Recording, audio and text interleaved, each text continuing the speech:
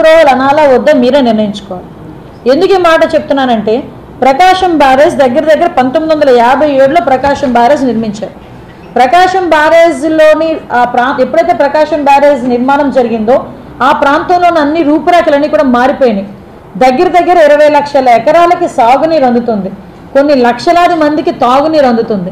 అటువంటి ప్రకాశం బ్యారేజ్ని కూడా డిస్ట్రాయ్ చేయటానికి అక్కడికి పడవలు కొట్టుకొచ్చినాయి. అంటే పడవలు కొట్టుకురావడం కాదు, కొట్టుకొచ్చేటట్టు చేశారు. ఇది మ్యాన్ మేడ్. అది ఏదో అన్ఎక్స్పెక్టెడ్లీ 5 పడవలు వచ్చి రావటం కాదు. అక్కడ క్లియర్గా మేము అప్పుడు మీరు అనుకున్నట్టే అక్కడికి వచ్చేసరికి ఆ కౌంటర్ వెయిట్లు ఏదైతే కొట్టినాయో, కౌంటర్ వెయిట్లు కొట్టేసరికి నిజంగా కొట్టుకొచ్చినాయేమో అని చాలామంది అనుకున్నాం. కానీ తర్వాత ఇరిగేషన్ డిపార్ట్మెంట్ వాళ్ళు దానికి క్లియర్ కట్గా అదంతా కూడా ఎగ్జామిన్ చేసిన తర్వాత ఇవి అసలు ఈ బోట్లు ఎవరివి, ఈ బోట్లు ఎందుకు కొట్టుకొచ్చినాయి, బోట్లు కొట్టుకొచ్చిన తర్వాత ఎవడైనా మనకి కంప్లైంట్ చేశాడా, అసలు ఈ బోట్లు ఓనర్స్ ఎవరు, ఈ బోట్లు అసలు ఉండాల్సింది అక్కడ ఆ రేవులోనా లేకపోతే ఉద్దండరాయనపాలెం రేవులోంచి ఇక్కడికి ఎందుకు వచ్చినాయి, ఇవన్నీ కూడా మేము బ్యారేజ్ వేసుకున్న తర్వాత షాకింగ్ ఇష్యూస్ అనమాట. లిటరల్లీ చెప్పాలంటే అంటే ఒక ఇప్పుడున్న చంద్రబాబు నాయుడు గారి గవర్నమెంట్ మీద, ఎన్డీఏ గవర్నమెంట్ మీద బురద జల్లటానికి, ఏదో ఒక రకంగా నెపం వేయటానికి ప్రజల ప్రాణాలని కూడా లెక్క చేయకుండా వాళ్ళు విధ్వంసం సృష్టించడానికి రెడీ అయ్యారు. అంటే అలాంటి వాళ్ళని దేశ ద్రోహుల కింద తీసుకోవాల్సిన పరిస్థితి ఈరోజు మనందరికీ కూడా కనిపిస్తుంది. ఈరోజు మేమేదో మాట్లాడడమో, ఏదో ప్రెస్లో కూర్చొని మేమేదో మీ అందరితోని కూడా రాజకీయంగా మాట్లాడడం కాదు. ఒక్కసారి మేమే కాదు, ప్రజలు కూడా ఆలోచించుకోవాల్సిన అవసరం ఉంది. ప్రజలు కూడా దీని గురించి చర్చించుకోవాల్సిన అవసరం ఉంది. ఎవరు ఇలాంటి మనకి ప్రజల్ని ఇబ్బంది పెట్టే పరిస్థితులు ఎవరు తీసుకొస్తున్నారు అనేది కూడా చర్చించుకోవాల్సిన అవసరం ఉంది. ఈరోజు 5 బోట్లు కొట్టుకొచ్చినాయి. 5 బోట్లలోని కూడా ఒక బోటు గల్లంతైంది, ఒక బోటు మునిగిపోయింది. మిగతా 3 బోట్స్ కూడా ఒక్కొక్కటి 40 నుంచి 50 టన్నులు బరువున్న బోట్స్ ఒక్కొక్కటి.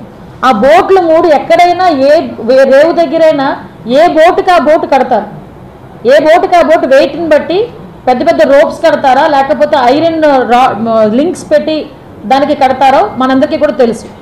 అటువంటిది ఏమైంది, 3 బోట్లు ఒకదానికొకటి లింక్. అసలు మామూలు చిన్న చిన్న వెయిట్స్ ఉన్న బోట్లనే లింకులు చేయరు, ఎందుకంటే ఒకటి కొట్టుకుపోతే మిగతా కొట్టుకుపోతాయి అనే ఉద్దేశంతో. కానీ ఇక్కడ 3 బరువైనట్టు దగ్గర 40 నుంచి 50 టన్నులున్న బోట్లని 3 బోట్లని ఒకదానికొకటి లింక్ చేశారు. లింక్ చేయడమే కాకుండా ఆ 3 బోటుల్ని ఎక్కడ కట్టారంటే ఒక నైలాన్ తాడుతో కట్టారు. 11.4 లక్షల క్యూసెక్ వాటర్ వస్తున్న అక్కడ మీకు ఒక నైలాన్ తాడుతో 40-50 టన్నులు బరువు ఉన్న పడవను కడితే ఆగుతుందా? ఒక పాయింట్. రెండోది, ఈ ఏదైతే బోట్లు ఉన్నాయో ఈ బోట్లు ఉద్దనరాయనపాలెం దగ్గర ఉన్నది కదా, ఉద్దండరాయనపాలెం అక్కడ ఉండాల్సిన రేవులో ఉండాల్సిన బోట్లు ఇమీడియట్గా ఇక్కడికి ఎలా వచ్చినాయి?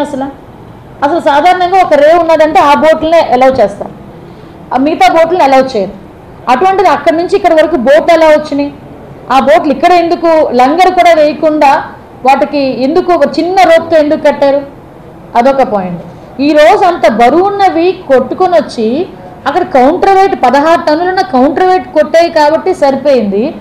అదే కనుక పిల్లర్ని తాకి పిల్లర్కి ఏదైనా డ్యామేజ్ జరుగుంటే ఒక్కసారి మనం జరగబోయే పరిణామాలు ఊహించుకోవడానికే చాలా భయంకరమైన పరిస్థితి. కొన్ని వేల మంది, లక్షల మంది ప్రాణాలు గాల్లో కలిసిపోయేది. ఎంత పెద్ద ప్రమాదం జరిగేదో మనందరికీ కూడా ఊహించుకోవడానికే చాలా భయంగా ఉంది. అంటే అటువంటి ప్రమాదం జరగాలని ఇంటెన్షనల్గా ఆ కార్యక్రమానికి శ్రీకారం చుట్టిన వాళ్ళని ఏమి చేయాలి అన్నది ప్రజలే నిర్ణయించుకోవాల్సిన అవసరం ఉంది.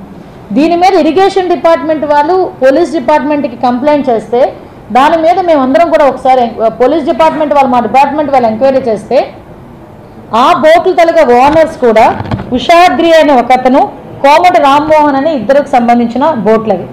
వాళ్ళిద్దరూ ఏంటి అసలు వాళ్ళంటే ఈ బోట్లకి కూడా వైఎస్ఆర్సీపీ కలర్స్ ఉన్నాయి. అసలు సాధారణంగా వైఎస్ఆర్సీపీ కలర్స్ ఎందుకున్నాయని దాని కోణంలో మేము ఆలోచించుకుంటే వాళ్ళు నందిగాం సురేష్ ఎవరైతే ఎక్స్ ఎంపీ ఉన్నాడో ఆ నందిగాం సురేష్ తాలూకా ఇసుక లూటీకి వాటికి ఏంటంటే వైఎస్ఆర్సీపీ రంగులు ఉంటే ఇంకా వాటిని ఎవరు ముట్టుకోక్కర్లే, అంటే ఒక ఏదో పేటెంట్ రైట్ ఇచ్చేసినట్టే. కాబట్టి దాన్ని వైఎస్ఆర్సీపీ రంగులు వేసుకొని అందులో ఇసుక బిజినెస్ అన్నది చేశారు. ఆ బోట్లు తీసుకొచ్చి ఇక్కడ మళ్ళీ ఈ విధ్వంసం సృష్టించడానికి అదే బోట్లను తీసుకొని వచ్చారు. ఈ ఉషాద్రి అదేవిధంగా కోమటి రామ్మోహన్ ఇద్దరు కూడా ఎవరైతే తలసుల రఘురామ్ ఆయన ఎమ్మెల్సీ, వైఎస్ఆర్సీపీ ఎమ్మెల్సీ, ఆయన ప్రోగ్రామ్ కోఆర్డినేటర్, మొత్తం తాడేపల్లి ఆ ఏరియా అంతటికీ కూడా ex chief minister Jaganmohan Reddy తాలూకా ప్రోగ్రామ్ కోఆర్డినేటర్, ఆయన తాలూకా బంధువులది ఈ బోట్. అదేవిధంగా నందిగాం సురేష్ ఎవరైతే ఉన్నారో ఎక్స్ ఎంపీ, అతని తాలూకా అనుచరులది ఈ బోట్స్. వీళ్ళు ఇంటెన్షనల్గా తీసుకొచ్చి అక్కడ ఆ బ్యారేజ్ని డ్యామేజ్ చేద్దాము అని, ఆ డ్యామేజ్ అయిన తర్వాత ఆ తాలూకా బురదను తీసుకొచ్చి గవర్నమెంట్ మీద రుద్దుదాము అని చెప్పి ఇంటెన్షనల్గా చేసింది ఇది అని పోలీస్ డిపార్ట్మెంట్ వాళ్ళ దర్యాప్తులో కూడా ఇది రుజువైంది. దీని మీద ఎలాంటి కోణం ఉంది? ఇప్పుడు సుమారుగా మీరు అబ్జర్వ్ చేసుకుంటానండి, దగ్గర 16 టన్నులున్న ఆ ఒక్కొక్కటి కూడా మనకి ప్రకాశం మనకి కౌంటర్ వెయిట్కి తగిలినాయో, ఆ కౌంటర్ వెయిట్స్ని కూడా 8 లక్షల క్యూసిక్ వాటర్ తగ్గినంత వరకు కూడా కౌంటర్ వెయిట్లు మనం ఏం చేయలేం. వెయిట్ చేసి ఇమీడియట్గా మనకి వాటర్ ఫ్లో తగ్గిన తర్వాత దగ్గర కౌంటర్ వెయిట్లను కూడా తీసుకొచ్చి అక్కడ రీస్టోర్ చేసిన పరిస్థితి కూడా మీరందరూ కూడా గమనించాలి. ఎక్కడ కూడా ప్రకాశం బ్యారేజ్కి ఇబ్బంది పడకూడదు అని చెప్పి ఇమీడియట్గా గౌరవ చంద్రబాబు నాయుడు గారు ఆదేశాలు జారీ చేస్తే ఇరిగేషన్ డిపార్ట్మెంట్ వాళ్ళు దాని మీద ప్రత్యేకమైన దృష్టి పెట్టి ఆ కౌంటర్ వెయిట్స్ కూడా ఇమీడియట్గా వేయించిన పరిస్థితి కూడా మీ అందరికీ కూడా తెలియాలి. అంటే ఒక్కొక్క కౌంటర్ వెయిట్ కాస్ట్ ఈ టైంలో కౌంటర్ వెయిట్ తాలూకా కాస్ట్లు కూడా మనం ఒకసారి ఆలోచించుకోవాలి. అంటే ఎంత కాస్ట్ అయినా ప్రాబ్లం లేదు, ప్రజలకు ఇబ్బంది కలగకూడదు అని చెప్పి ఇమీడియట్గా అక్కడికి తీసుకొచ్చే కౌంటర్ వెయిట్లను కూడా రీస్టోర్ చేసిన పరిస్థితి కూడా మనందరం కూడా చూసాం. రాత్రి పగలు పనిచేశారు. అంటే ఇక్కడ అదే కనుక ఒక్కసారి ఊహించుకుంటేనే, నేను అక్కడ ప్లేస్లో ఉన్నానండి, 11.4 క్యూసిక్ వాటర్ వచ్చిన తర్వాత బోర్డర్ లైన్లో 50,000 క్యూసిక్ వాటర్ కనుక మళ్ళీ వస్తే పరిస్థితి ఏంటని మేమందరం ఆలోచించుకొని ప్రతి డిపార్ట్మెంట్, ఐఏఎస్ ఆఫీసర్లు, ఐపీఎస్ ఆఫీసర్లు, కింద స్థాయి ఆఫీసర్ దగ్గర నుంచి కార్యకర్తల వరకు, ఎన్డీఏ కూటమి కార్యకర్తలు అందరూ కూడా మేమందరం ఎలర్ట్గా ఉంటే బయటకు వచ్చి ప్రజల్ని రెచ్చగొట్టే తీరులో మాట్లాడి అలా చేశారు ఎలా చేశారు అని చెప్పడం ఒక ఎత్తు అయితే, ఈ ప్రకాశం బ్యారేజ్ని డ్యామేజ్ చేయాలి అని చెప్పి అంత వెయిట్ ఉన్న బోట్లను ఎందుకు వదలాలి? ఈ రోజు వరకు కూడా ఆ బోట్లు మావి అని కానీ, బోట్లు ఎలా పోయినాయి అని కానీ ఒక కంప్లైంట్ కూడా రాలేదు. మేము మా డిపార్ట్మెంట్ వాళ్ళ ఇన్వెస్టిగేషన్లో పలానా వ్యక్తులది బోట్లు అని చెప్పి వచ్చినాయి తప్పించి వాళ్ళు ఎవరు కూడా బయటకు వచ్చి కనీసం ఇది మా బోట్లని కూడా వాళ్ళు చెప్పే పరిస్థితి కూడా కాలేదు. 67, 68, 69 గేట్లు అయితే పూర్తిగా కూడా మనకి దెబ్బతినే పరిస్థితి. అంటే ఎంత విధ్వంసం చేయటానికి వీళ్ళు పూనుకున్నారో, వీళ్ళ తాలూకా నైజం ఎలా ఉందో ఒకసారి ఆలోచన చేసుకోవాలి. అంటే ఒక క్రిమినల్ మైండ్ ఉన్న వ్యక్తి రాజకీయాల్లో ఉంటే ప్రజల కోణంలో ఆలోచించడు, కేవలం అతని తాలూకా వ్యక్తిగత అవసరాల గురించి మాత్రమే ఆలోచిస్తాడని చెప్పడానికి ఇదొక పెద్ద ఉదాహరణ. ఇంతవరకు చూసాం, జగన్మోహన్ రెడ్డి అనేవాడు 16 నెలలు జైల్లో నుంచి వచ్చాడు, క్రిమినల్ బ్యాక్గ్రౌండ్ అయినప్పటికీ కూడా 2019లో ప్రజలు ఆశీర్వదించి సీఎం పొజిషన్లో కూర్చోబెట్టారు. ఆ తర్వాత కూడా అతను చేసిన పనులు బట్టి, అతను చేసిన అవినీతి పరిస్థితిని బట్టి, అతని సైకాలజీ, అతని మైండ్ సెట్ బట్టి ప్రజలందరూ కూడా మళ్ళీ 11కే అతన్ని కన్ఫైన్ చేశారు, 11 సీట్లకే కన్ఫైన్ చేశారు. అయినప్పటికీ కూడా ఇటువంటి కుట్రలు కుతంత్రాలు మానకుండా ఇప్పటికీ కూడా ప్రజల తాలూకా ప్రాణాలంటే లెక్క లేకుండా ప్రకాశం బ్యారేజ్ని కూడా డ్యామేజ్ చేయాలి అన్న నిజంగా ఆలోచన రావటమే పెద్ద క్రైమ్.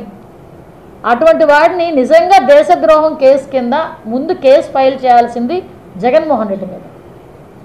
ఎవరైతే వీళ్ళు ఉన్నారో, ఈ బోటు ఓనర్స్ ఉన్నారో వీళ్ళ మీద కూడా అటువంటి కేసులు ఫైల్ చేయాలి. ఎప్పుడో మేము వాళ్ళు అధికారంలో ఉండేటప్పుడు నాకు తెలిసి 2-3 మీద దేశద్రోహం కేసు పెట్టారు. దేనికి దేశద్రోహం కేసు పెట్టారు? మన రఘురామకృష్ణరాజు గారు వాళ్ళ మీద దేశద్రోహం కేసు పెట్టారు. ఎందుకు? గవర్నమెంట్ యాక్టివిటీస్ మీద జరుగుతున్న అన్యాయాల మీద అతను నోరిప్పినందుకు దేశద్రోహం పెట్టారు. అరే నువ్వు ఏకంగా బ్రిడ్జినే కూలగొట్టడానికి రెడీ చేసావు, బ్యారేజ్ని కూలగొట్టడానికి రెడీ అయిపోయావు నీ మనుషుల చేత, నీ గూండాల చేత. మరి నీ మీద ఎటువంటి కేసు పెట్టాలి? అసలు సొసైటీలో తిరిగి అర్హత ఉందా జగన్మోహన్ రెడ్డికి? ఈరోజు దీని మీద ఇన్ని రోజుల వరకు ఎందుకు మాట్లాడలేకపోతున్నాడు? అసలు అదే కనుక జరిగితే కనుక కృష్ణా గుంటూరు జిల్లాల పరిస్థితి ఏంటి? నామరూపాలు లేకుండా సముద్రంలో కలిసిపోయాయి. అసలు ఇంత పెద్ద ఉపద్రవానికి కావాలని చేయడానికి ముందుకు వచ్చి దాన్ని ఇంకా లక్ కాబట్టి ఎక్కడో దేవుడు ఉన్నాడు కాబట్టి అందరూ ఆ రోజు అందరూ సేవ్ అయ్యారు. లేకపోతే జరిగే ప్రమాదాన్ని ఊహించుకుంటేనే చాలా భయం వేసే పరిస్థితి ఈరోజు కనిపిస్తూ ఉంది. ఒకటే మేము చెప్తున్నామండి, ఇటువంటి సిచ్యువేషన్స్ని అంటే దాన్ని కూడా మనం రీస్టోర్ చేయడం కూడా మనం 45 క్లియర్గా 45 గంటల్లోనే హైదరాబాద్ నుంచి పెద్ద పెద్ద కౌంటర్ వెయిట్ని తీసుకొచ్చి ఎక్కడైతే దెబ్బతిన్నాయో అక్కడ క్లియర్ వెంటనే ప్రభుత్వం కూడా రీస్టోర్ చేసిన పరిస్థితి కూడా కనిపించింది. ఎందుకు ఈ మాట చెప్తున్నానంటేనండి, మేము ఏదో రాజకీయంగా మాట్లాడతాం, రాజకీయంగా 5 సంవత్సరాలు ఉంటారు, 5 సంవత్సరాలు అవన్నీ పక్కన పెట్టండి, అవన్నీ కూడా